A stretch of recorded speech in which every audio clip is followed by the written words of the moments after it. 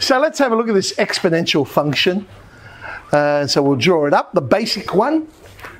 So the basic, there it is, a to the power of x, but that is, of course, when the base is greater than 1. Always has a y-intercept of 1. It is, of course, the inverse of the log function.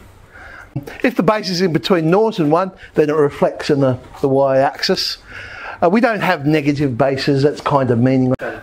But of course another way of doing it is we could use negative indices, and then the red curve actually becomes a to the power of negative x if the base is in between 0 and 1, and the blue curve becomes a to the power of negative x when the base is greater than 1. So I mean they could each be described as the same thing, just how you write the base.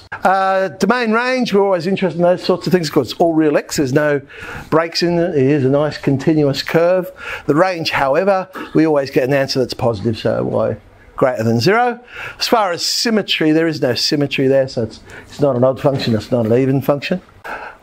We're really more interested in this particular one, e to the power of x. The wonderful irrational number e. So much as pi gets a rap and everyone loves it, the actual definition, there it is. There's the exact value of e. It's the limit as n approaches infinity of 1 plus 1 on n to the power of n. So if you were to get yourself a calculator and plug in bigger and bigger numbers for n there, you'll get closer and closer to the actual value of e. Approximately, I guess this is a drawback of your calculators and how many digits it can handle. It looks like it actually is a repeating decimal. Because you see there, the pattern goes 2.718281828. Oh, it's repeating, but it doesn't. I mean, if you were able to write the next few down, it breaks out of that pattern. Just like any irrational number, there's no pattern to it. It might have a pattern somewhere along the line, but then it breaks out of that pattern. And so you cannot write it as a terminating or a recurring decimal. So if you had to find e cubed, very challenge on your calculator, you can go, e to the power of 3. So you've actually got a button there that's e to the power of x. And you can go, oh, e to the power of 3. Incredible how that works. Okay. And you can find, hopefully you get 20.086.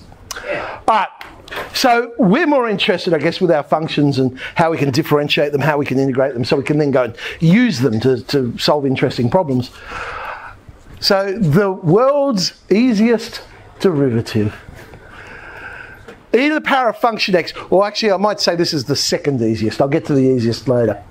E to the power of function x, differentiate an exponential, you differentiate the power, the function of x, and you just put that out the front. So the derivative of whatever the power is, that goes out the front. Be very, very careful, because we're so used to differentiating polynomial functions, where you subtract 1 from the power. With an exponential, no, the power stays the same, it does not change. Okay, so we leave it as whatever function x is.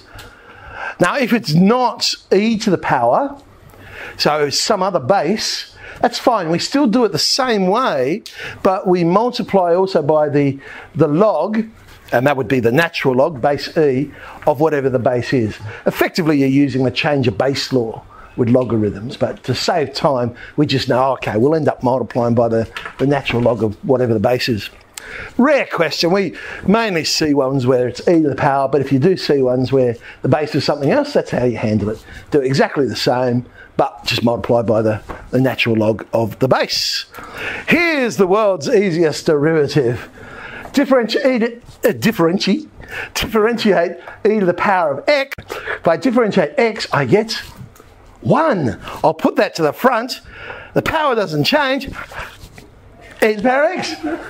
But I suppose the interesting thing with that though, what does it mean? It means that any particular point, the slope of the curve is the same as the y-coordinate. That's what it's basically saying. And that explains why our exponential curve starts shallow and gets steeper and steeper and steeper. Because the y values are increasing, so the curve, the slope, is increasing, and it gets steeper and steeper and steeper. So e to the 5x, oh okay, differentiate 5x, you get 5. Put that out the front, 5e to the 5x. 4x plus 3, so linear functions, basically you just put the coefficient of x there. Doesn't have to be a linear function. Okay, x squared plus 3x plus 2. So that would be, well, 2x plus 3 times e to the power of x squared plus 3x plus 2. Got to use a product rule for this one. Got two functions of x here. I've got the 3x squared and I've got the e to the power of 4x. So write down the first, diff the second, plus write down the second, diff the first, tidy it up. And, well, we get a common factor. Obviously, e to the 4x is going to be a common factor there. But we've also got a common factor of 6x as well. Again, I suppose it depends what you're doing with your derivative. A lot of the times we're finding stationary points, so it is a useful thing to factorise it so I can find them. If you are finding stationary points, remember, the exponential can never equal 0. So the e to the power of 4x is not going to produce any stationary points for that particular curve. Anarchy. All right, bring down the power. Bring down the power, lower the power, put the boot in, diff the inside, so 3e to the 3x. And let's just tidy that one up a bit. So all the same rules are still there. We just now got another function to play with. Quotient rule. Wow, I wouldn't be complete without doing that one. Square the bottom, write down the bottom, diff the top minus write down the top, diff the bottom. And of course, remember to be careful when you're multiplying your exponentials, your index laws. Don't make the mistake of going, oh, e to the x times e to the x, that's e to the x squared. No, of course, we add the powers. But when you're working really quickly, you can sometimes make silly mistakes like that. So, no. That should be e to the 2x. Tidies up to just be 3 to the e to the power of x over e to the x plus 3, all squared. And this is the sort of thing we want to use calculus for. We're going to find the equation of a tangent. The y value, well, it looks ugly, but it is what it is. It's the exact value of the y value. The exact value would be e squared plus 1, whatever that works out to be. But we still do it the same way. Let's differentiate it. There's the derivative. The derivative, of course, another name for it is the gradient function. It's the function that allows us to find the gradient or the slope.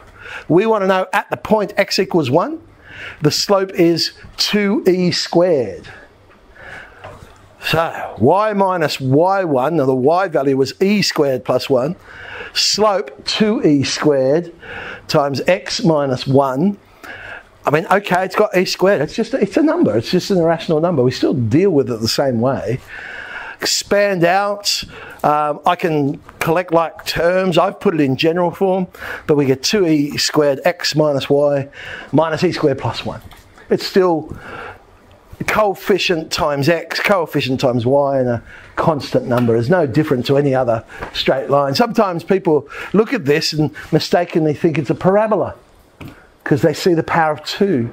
But the power of 2 is with the constant value, it's not with the pronumeral. So it's not, it's a straight line. Here we go, base is not e, the base is 4. So as I say, do it exactly the same way. Differentiate the power, x squared we get 2x, but I'm also going to multiply by the natural log of 4. Notice I'm writing the natural log of 4 in parentheses. Main reason of doing that is if I didn't, it would look like I'm saying the log of 44 to the power of x squared. If I put it at the front, it would look like I'm saying the log of 42x and so on. So it's just easier, I guess, just to whack some grouping symbols around it so we know exactly what it's like. Oh, hang on, whoa, logs. Well, now we can prove that. Remember how we ended up with the derivative on the function for log? Where on earth did that come from? So here's y equals log x. Let's pretend we don't know how to differentiate log x. But we now know how to differentiate exponentials. So I could rewrite that. If I made x the subject, I'd get x equals e to the power of y. So instead of finding dy dx, I'll find dx dy. Differentiate x with respect to y, well, we just said differentiate e to the y, we'll get e to the y. Well, therefore, dy dx is 1 over e to the y. But hang on, e to the y is x. So the derivative is 1 on e to the y. I mean, that is a correct answer. But we normally would write it in terms of x because it's saying with respect to x. So I'll substitute the x value back in and I get 1 on x. I mean, there is no reason why you couldn't leave it as 1 on e to the y. The only difference is, hey, I'm going to substitute in the y value to find the value instead of substituting in the x value. But as I say, it is, when they say with respect to x, I guess, and it's a fairly simple substitution. Okay, well, we'll sub the x back in. Alrighty. Oh, not 18. Wonder why I didn't make 18. Don't you dare do 18, okay? Wonder what it is. Okay.